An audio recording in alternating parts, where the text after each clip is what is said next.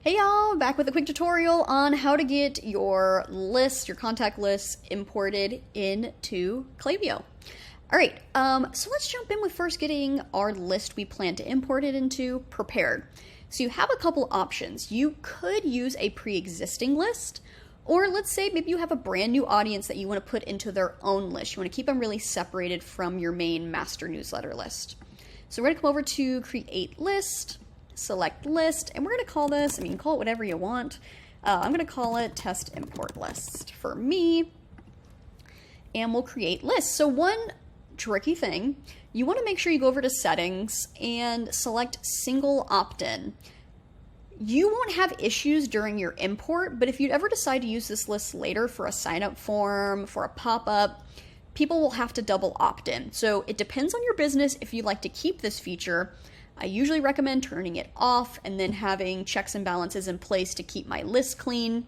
So for me, single opt-in is the way to go. So I'm going to go ahead and just do a maintenance check there and select that so I don't have to worry about it in the future. All right, so with our 0 member list, we're going to come over to Manage and then Import Contacts. So we have a couple options. You can do copy and paste, which means you'll just literally come in and copy and paste your data, or you could upload a CSV. If you have an Excel file and you're getting errors, I recommend importing it into a Google Sheet, and then that way you can re-export as a CSV, and then it will import with no issues. But let's say we have our list here, and we need to get it organized, because if I try to import this, I'm going to have some issues. One big issue is that I'm missing headers on my import. So headers are going to tell Klaviyo what category is this data below? Where am I putting it? How can I actually sort it? So we're going to put a row above, and we're going to say, hey Klaviyo, this right here is my email column, my phone column, this is my first name column. And then we have, let's say with this one, this is actually our SMS consent column, which is a bit tricky. But let's say here we have, we're asking a question maybe at a trade show or something we collected from our list, but we're saying yes or no to a question like, do you like the color pink or something, right? Whatever question you had for them. But we have some people saying no, some people saying yes. And this is a field that doesn't exist in Klaviyo yet, so this will be an interesting one. And then you have maybe, if we have phone number, maybe we were collecting SMS consent. One big thing about SMS is that you have to have this consent date formatted. So we have year, day, month, even hour, minute, and time. So if you don't have this information, uploading an SMS consent, like that they explicitly said yes to getting SMS, it just won't work. So you want to make sure your data is formatted this way. For email, you don't really need a consent date. Email is a bit more kind of like the Wild Wild West. You can just kind of import your list, start emailing them right away. But let's say we're happy with our data now and we want to import it. Like I said, you could export this as a CSV, but honestly, I usually just do copy and paste. So I'm going to do Control A or Command A and then Control C. And then over back in Klaviyo, I'm going to come back and do copy and paste it in. Then we're going to go over to Next, and it'll already start mapping some of our information, but there are two here that maybe they're just like, can you double check, where is this supposed to go? So for do you like the color pink, we're going to say yes, import this. And the field doesn't exist. Go ahead and start typing in your field. Do you like the color pink? Question mark.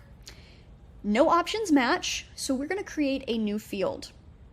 Then you're brought up with an option to say, how should I store this data? Technically, it's a yes or no response, which is considered with a Boolean, a true or false. But we could just say text, like import it as is. Don't say it's a yes or no response. It's just whatever's in there, import it. But in this case, there's nothing unique about the text. It's literally yes or no. So we're going to say it's a Boolean and create it. And then for our SMS consent, that's where you can come over and For me, in this account, I haven't set up SMS, so it's not an option in here. Actually, let me double check. No, because even the consent timestamps, those are going to be email related. But if you've set up SMS, you will have that as an option. So we're just going to tick that off. And then let's come over into next. And here you're brought with, are you subscribing them to marketing messages? Again, like I said, you can, I recommend you get explicit consent to email your list. Like say you were at a trade show and they signed up to get follow-ups from you, then yes. If you do no, you can still email them, but for SMS, there's no gray area there. You can't send SMS messages to people who haven't said yes. But for email, let's say yes, this group did say you can email me, and we're gonna say that they are subscribed to email. And import. So we're gonna get a few errors. So I wanted to show you what it looks like when you have issues with your import. So we'll give this a few seconds. But I imported a list with a couple of unique email addresses and the rest were the same. So luckily when you do an import, you don't have to worry about Klaviyo creating 50 profiles for one email address. It's gonna treat each email address as the unique identifier, and then that profile will be stored in there. So when you do an import, and let's say you had somebody join your export 5 times, it's gonna stick with that first one that popped up in your CSV. So for example, with mine, I had all the rest of these the same technically, and then these are more of the unique ones. So let's see our import. It's taken a hot minute. Luckily with this, you can leave the page and come back later if you wanted to. No worries there. But when our import finishes, a error report will start to populate. And what you can do with this error report is actually export it back out. So it'll finish the import with everybody else who didn't have issues, and you'll be able to take out everybody who did have issues. Okay, so it just finished with errors. So 22 of my contacts were not imported. It skipped them because, you know, the unique identifier phone was not unique, and there were 14 of those where the email field was not unique either. So I can technically download these, fix them, and then re-import them here, and that'll help fix it. So actually I forgot about my phone number. So it even treats phone number as it needs to be unique, right? So technically, if I wanted to and I didn't want to sort through my data and I just wanted to get my emails uploaded, you could even go back in and say, okay, forget it, just import email and first name, and you could like copy that and do your import, just so you can kind of skip the phone number cleanup if you wanted to. But there you go. That is honestly how you do the list import. From there, let's go to our profile here. Peyton, I should have my field. So I already have the color red. Now I have, do you like the color pink? And it is yes. So you can see where I had my test imports here, where I was experimenting. I'm able to see I'm subscribed, even though my phone number is saved. It is not subscribing me to SMS because I didn't upload that consent in.